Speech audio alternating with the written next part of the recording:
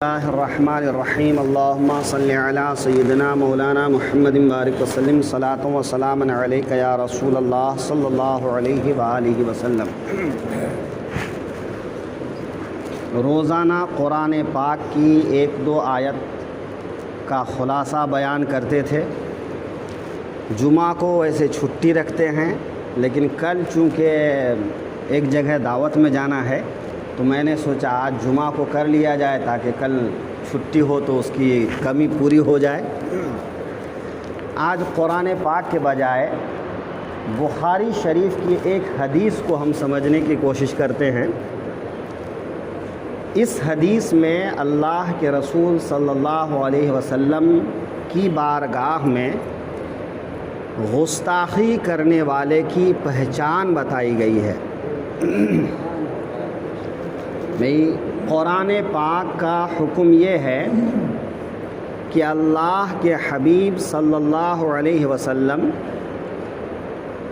جو فیصلہ کر دیں تمام امت مسلمہ کو اس فیصلے پر راضی رہنا ہے، اس میں اعتراض کی گنجائش نہیں ہے۔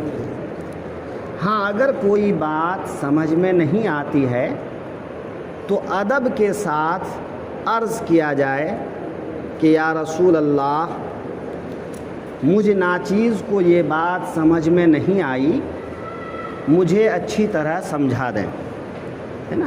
جیسا کہ قرآن پاک میں ہے کہ اگر حضور کی کوئی بات سمجھ میں نہیں آتی ہے تو راعنا مت کہو، انظرنا کہو کہ یا رسول اللہ ہمارا حال دیکھیے کہ آپ کی حکمت بھری باتیں کبھی ہماری سمجھ میں نہیں آتی ہیں تو اسے آپ خلاصہ کر کے سمجھا دیجئے۔ ایسے ہی حضور کے کام، جب حضور کوئی کام کریں تو اگر ہماری سمجھ میں کوئی بات نہیں آئے تو ہم اپنا معروضہ پیش کریں انتہائی ادب کے ساتھ میں، لیکن حضور کی کسی بات پر اعتراض کرنا، بے ادبی کے ساتھ بولنا، یہ گستاخی ہے۔ اور گستاخی کرنے والے کے سلسلے میں آقا کریم صلی اللہ علیہ وسلم نے اس حدیث پاک میں بہت واضح انداز میں بیان فرمایا ہے کہ ایسے لوگ جو آج رسول اللہ کی بارگاہ میں گستاخی کر رہے ہیں، ان کی نسل سے آنے والے زمانے میں لوگ پیدا ہوں گے اور ان کی ایسی ایسی علامتیں ہوں گی۔ تو یہ کتاب الانبیاء صفحہ نمبر 472 کی حدیث ہے۔ اس حدیث کے الفاظ اور اس کے ترجمے اور اس کے ساتھ میں کچھ تشریح سنتے چلتے ہیں۔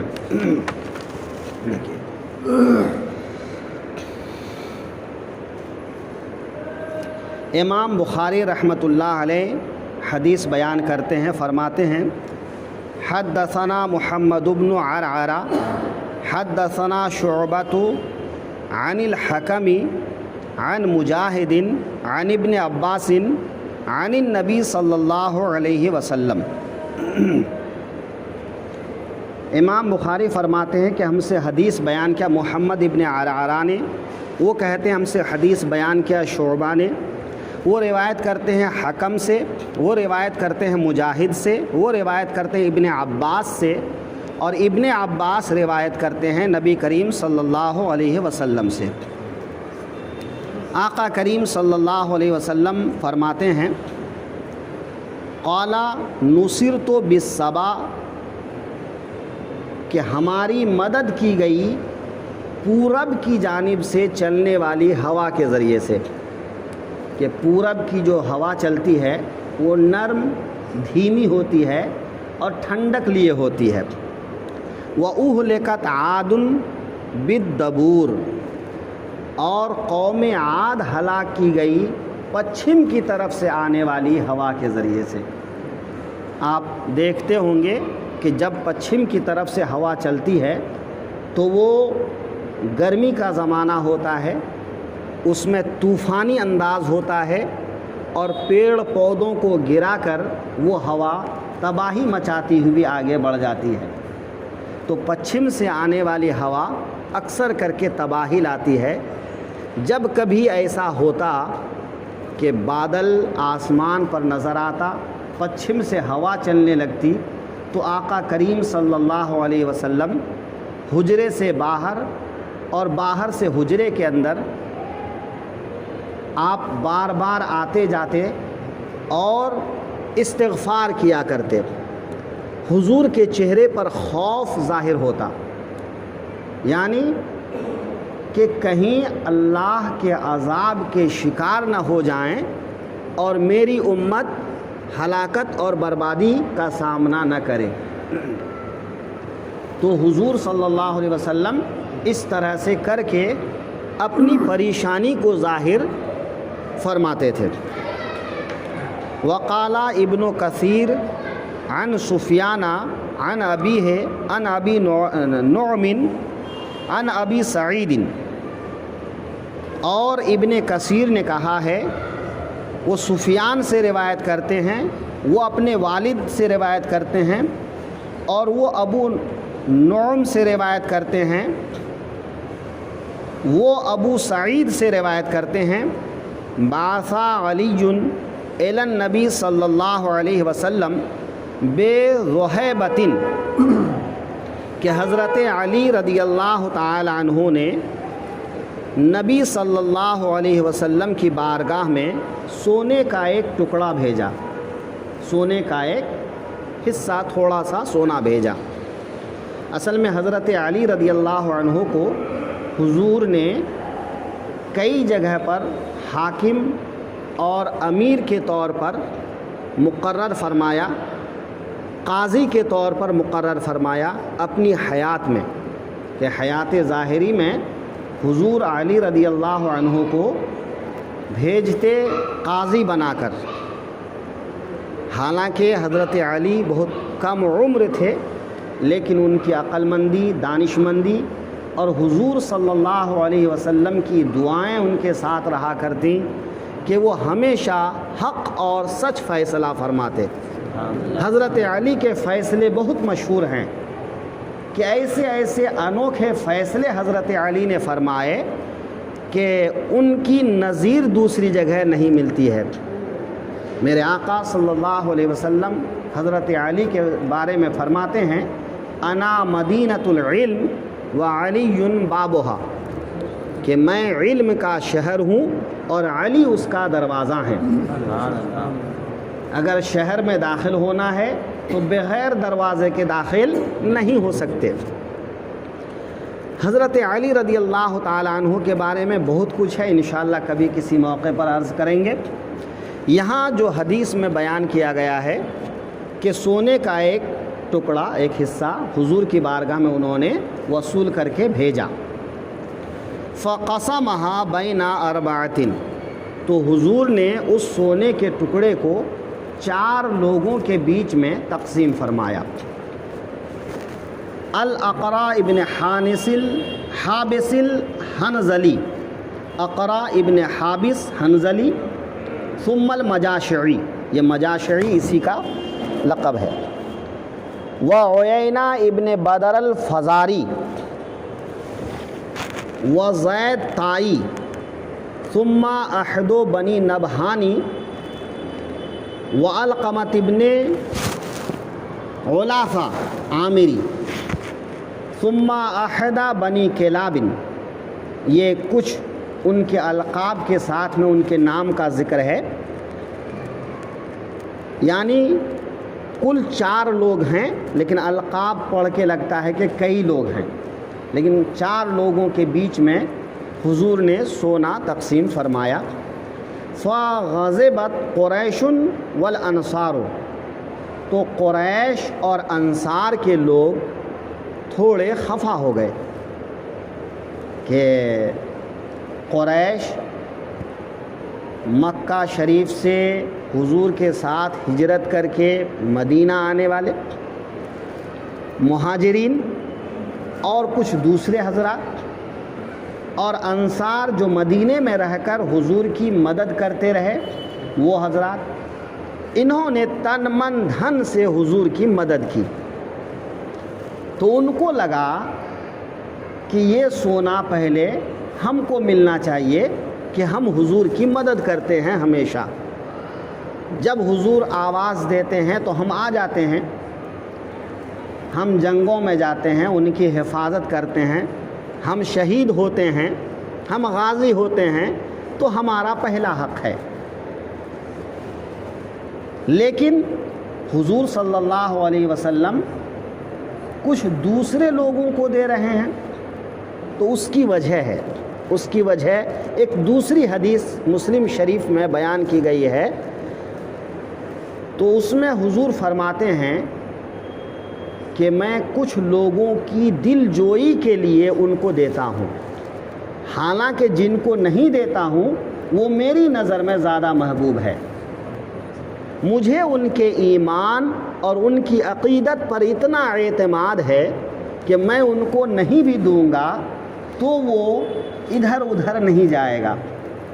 لیکن یہ جو ابھی نئے نئے مسلمان ہو رہے ہیں، اگر میں ان کے ساتھ احسان کروں گا تو یہ اسلام کی طرف مائل ہوں گے، کہیں ایسا نہ ہو کہ اسلام سے پھر جائیں اور جہنم میں گر جائیں، تو میں ان کا دل رکھنے کے لیے، دل جوئی کے لیے ان کو دیتا ہوں، اور جو میرے راسخین صحابہ ہیں جن پر مجھے پورا اعتماد ہے، ان سے مجھے محبت ہے، لیکن ان کو میں مال نہیں دیتا ہوں۔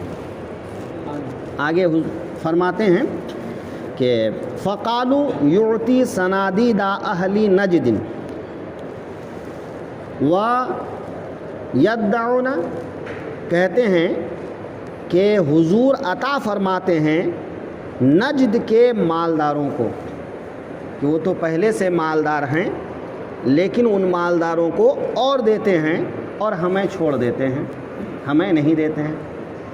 تو قریش اور انصار ناراض تو ہوئے، لیکن انہوں نے گستاخی نہیں کی، بے ادبی نہیں کی۔ بھئی کسی چیز سے ناخوش ہونا ایک الگ بات ہوتی ہے، لیکن اس پر اعتراض کرنا، بے تہذیبی سے بات کرنا ایک الگ بات ہوتی ہے۔ تو وہ ناخوش تو ہوئے، لیکن انہوں نے زبان سے کچھ ایسی بات نہیں کہی جس سے حضور کو تکلیف ہو۔ قال، حضور صلی اللہ علیہ وسلم فرماتے ہیں انما اتألفہم، میں ان لوگوں کی دل جوئی کرتا ہوں، میں ان لوگوں کی دل جوئی کرتا ہوں۔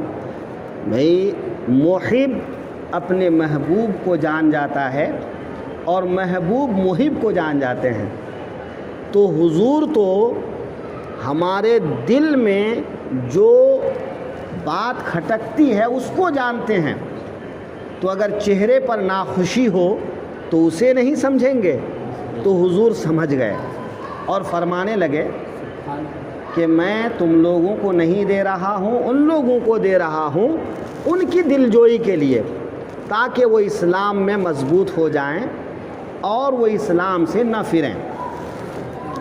فَأَقْبَلَ رَجُلٌ غَائِرُ الْعَيْنَيْنِ، تو ایک آدمی آگے بڑھا جس کی آنکھیں دھسی ہوئی تھیں، کہ اس کی دونوں آنکھیں دھسی ہوئیں، وہ آگے بڑھا۔ مشرف الوجنتین، اور اس کے گال ابھرے ہوئے، ناتل جبین، اور پیشانی ابھری ہوئی، پیشانی ابھری ہوئی۔ کث اللحیہ، گھنی داڑھی والا، گھنی داڑھی والا۔ محلوق، اصل عبارت ہوگی محلوق الراس۔ جو حدیث پاک آپ کو سمجھانا چاہتا ہوں وہ یہی لفظ ہے، محلوق، سر منڈایا ہوا، سر منڈایا ہوا۔ بھئی آدمی چاہے تو بال بڑا کرے، زلف رکھے، چاہے تو سر منڈائے۔ انفرادی طور پر کوئی سر منڈائے کوئی بری بات نہیں. خود حضور کبھی سر منڈاتے، حضرت علی سے سر منڈانا ثابت ہے اور صحابہ کرام سے ثابت ہے. تو اگر کبھی کبھار کوئی آدمی سر منڈا لیتا ہے تو کوئی حرج کی بات نہیں ہے، لیکن اگر وہ چیز کسی جماعت کی علامت بن جاتی ہے تو اس کو سمجھنے کی ضرورت ہے کہ جماعت کی علامت بن جائے اور جماعت کے سبھی لوگ ایسا کرنے لگیں، اس کو اپنی پہچان بنا لیں، اس کو اس طرح سے اپنا لیں کہ ایسا لگنے لگے کہ ان کے یہاں ایک لازمی چیز ہے. محمد ابن عبد الوہاب نجدی، جب یہ نجد کی بات آئی نا، یہ نجد وہی جگہ ہے جس کی طرف میرے آقا صلی اللہ علیہ وسلم نے اشارہ کر کے ارشاد فرمایا کہ یہاں سے شیطان کا سینگ نکلے گا. اور وہ ہوا بھی کہ محمد ابن عبد الوہاب نجدی نے جب خروج کیا تو بے شمار علماء، صلحاء، سنی مسلمانوں کا قتل کیا. جنت البقیع، جنت المأویٰ میں جتنے مزارات تھے ان سارے مزارات کو زمین کے برابر کر دیا. آج آپ دیکھ رہے ہیں کہ وہاں پر کوئی مزار بنا ہوا ہے. جب ترکی والوں کی حکومت تھی اور یہ نجدیوں کی حکومت نہیں تھی تو وہاں پر جگہ جگہ مزارات بنے ہوئے تھے. جتنے بھی مقدس مقامات ہیں ان مقامات مقدسہ کو محفوظ کیا گیا تھا، لیکن انہوں نے سب کچھ برابر کر دیا. تو جب کوئی اس کی جماعت میں شامل ہوتا تو اس کے بال منڈاتا. ایک تاریخ کی کتاب ہے تاریخ نجد و حجاز، اس میں ایک بات ہے کہ یہاں تک کہ وہ عورتوں کے بال بھی منڈوا دیتا. یہ عورتوں کے بال منڈوانا منع ہے نا، کہ اگر عورت بڑی ہو جائے، بھئی چھوٹی بچی ہے، بچیوں کے بال اتارتے ہیں ایک الگ بات ہو گئی، لیکن جب وہ عورت ہو جاتی ہے تو عورتوں کے بال منڈانا منع ہے. ان کے بال ان کی زینت ہے. تو وہ اتنا سخت تھا اس معاملے میں کہ جو اس کی جماعت میں شامل ہوتا، اس کے گروپ میں شامل ہوتا تو وہ کہتا کہ بدعت کے زمانے کے بال ہیں، اسے تراش ڈالو. تو عورتوں کے بال بھی وہ تراشوا دیتا، منڈوا دیتا. ایک عورت آئی اور اس نے کہا ٹھیک ہے، یہ بال اگر بدعت کے زمانے کے ہیں تو یہ کس زمانے کے ہیں؟ پھر تم مردوں کی داڑھی منڈوا دو. کوئی نہ کوئی تو ایسے مل جاتے ہیں نا. تو ایک عورت نے کیا کہا کہ اگر عورتوں کے بال منڈانا ضروری ہے کہ یہ بدعت کے زمانے کے بال ہیں تو پھر مردوں کی داڑھی بھی منڈوا دو. تو اس کو جواب مل گیا. وہاں سے جو یہ جماعت نکلی پوری دنیا میں پہنچی، خاص کر ہندوستان میں. تو ہندوستان میں یہی علامت جس جماعت میں پائی جاتی ہے، ہم کسی کا نام نہیں لیں گے، تو سمجھنا ہے کہ اس جماعت کے لوگ حضور کی بارگاہ میں گستاخی کرنے والے آج نئے نہیں ہیں، زمانے رسالت سے ہیں. تو حضور کیا فرماتے ہیں؟ محلوق، ان کا سر منڈا ہوا ہوگا. صاحب مغازی، ایک کتاب ہے مغازی، اس کتاب کے مصنف لکھتے ہیں کہ محلوقن کے بعد میں ایک لفظ اور بھی ہے، مشمر الازار. مشمر الازار کا معنی ہوتا ہے پاجامہ اوپر کرنے والا. تو مطلب دو علامتیں بیان کی، پہلی علامت سر منڈانا اور دوسری علامت پاجامہ اوپر کرنا. بھئی پاجامہ، تہبند یوں انفرادی طور پر کوئی بھی ذرا اوپر پہن سکتا ہے، لیکن جماعت کی علامت بن جائے، یہ سمجھنے والی بات ہے کہ جماعت کے سارے لوگ ایسا پہننے لگیں تو یہ کوئی نئی بات نہیں، اس کی نشاندہی جو ہے حضور سرور کونین صلی اللہ علیہ وسلم نے فرما دی۔ فرماتے ہیں محلوق، سر منڈا ہوا، فقال، تو اس نے کہا، وہی آدمی جو آیا تھا اس نے کیا کہا؟ اتق اللہ یا محمد، اے محمد اللہ سے ڈرو۔ اب ذرا غور کیجئے، قریش ناخوش ہوئے مگر انہوں نے ایسی کوئی بات نہیں کی، لیکن یہ آدمی آگے بڑھا اور کیا کہنے لگا؟ اتق اللہ یا محمد، اے محمد اللہ سے ڈرو۔ میرے آقا کیا فرماتے ہیں؟ فقالا، تو اللہ کے رسول نے فرمایا، من یطیع اللہ اذا عصیت، کون اللہ کی فرما برداری کرے گا، اطاعت کرے گا اگر میں نافرمانی کروں؟ اے شخص، مجھ سے جو بات کر رہے ہو تو بتاؤ کہ کون اللہ کی اطاعت کرے گا اگر میں نافرمانی کرنے لگ جاؤں؟ میں تو ہادی بن کر آیا ہوں نا، تو اگر ہادی ہی اطاعت نہ کرے تو دوسرا کون اطاعت کرے گا؟ تو اگر میں اللہ کی نافرمانی کرنے لگ جاؤں تو کون اللہ کی اطاعت کرے گا؟ اَیَأْمُنَنِ اللَّهُ عَلَىٰ أَهْلِ الْأَرْضِ، کیا اللہ نے مجھے زمین والوں پر امین بنا کر نہیں بھیجا ہے؟ میرے آقا کیا فرماتے ہیں؟ کیا اللہ نے مجھے زمین والوں پر امین بنا کر بھیجا ہے یا تم لوگ؟ ظاہر ہے تم لوگ مجھے امین بنا کر نہیں بھیجے ہو، امین بنا کر بھیجنے والا میرا رب ہے۔ تو جب میرا رب مجھے امین بنا کر بھیجا ہے تو میں لوگوں کے حقوق کی حفاظت کرتا ہوں، نہ کہ ان کے بیچ میں ناانصافی کرتا ہوں، ہے نا؟ فلا تأمنونی، لیکن تم لوگ مجھے امین نہیں مانتے ہو۔ کیا فرماتے ہیں؟ تم لوگ مجھے امین نہیں مانتے ہو، فلا تأمنونی، کہ تم لوگ مجھے امین نہیں مانتے ہو۔ یہ رسول صلی اللہ علیہ وسلم کو ماننے کا دعویٰ کرتے ہیں، لیکن ماننے کا حق کیا ہے؟ کہ ان کی بات مانی جائے، ان کی بارگاہ میں بے ادبی نہ کی جائے۔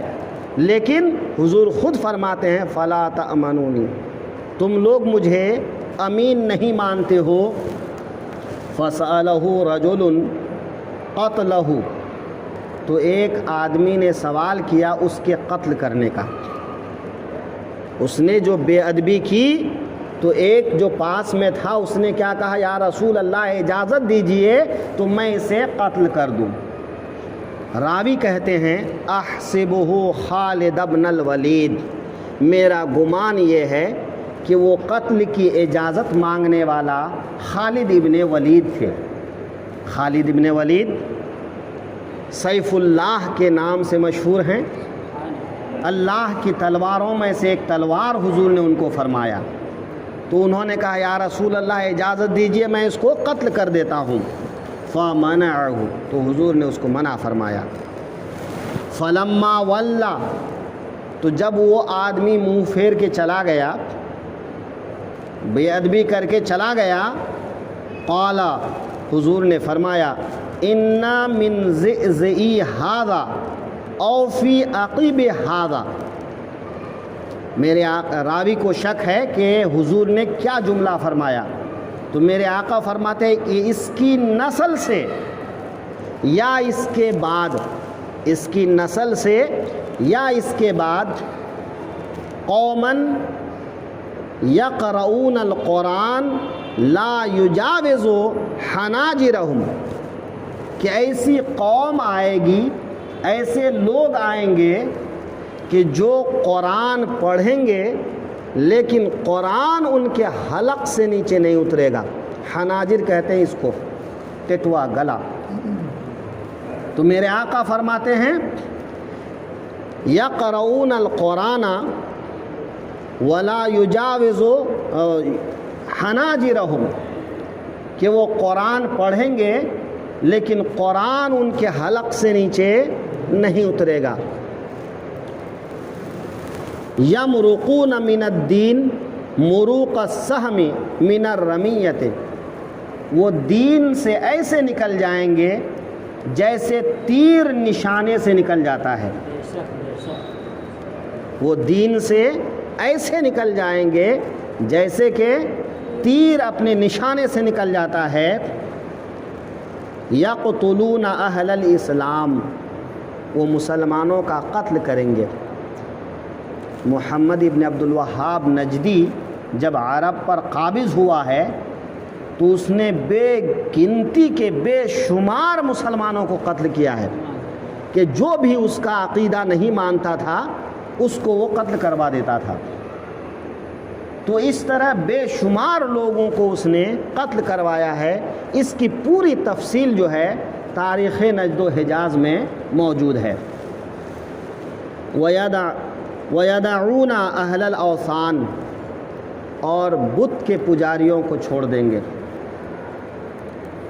आज भी आप देखिए बुत परस्तों से इनकी दोस्ती है और अहले सुन्नत वल जमाअत औलिया अल्लाह से इनकी दुश्मनी है। मेरे आका तभी फरमा रहे हैं कि यक़्तुलून अहलल इस्लाम, कि वो मुसलमानों को कत्ल करेंगे।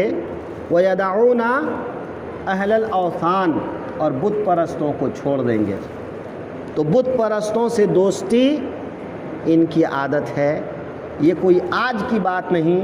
इनकी ये निशानी मेरे आका सल्लल्लाहु अलैहि वसल्लम ने आज से 1400 साल पहले बयान फरमा दिया।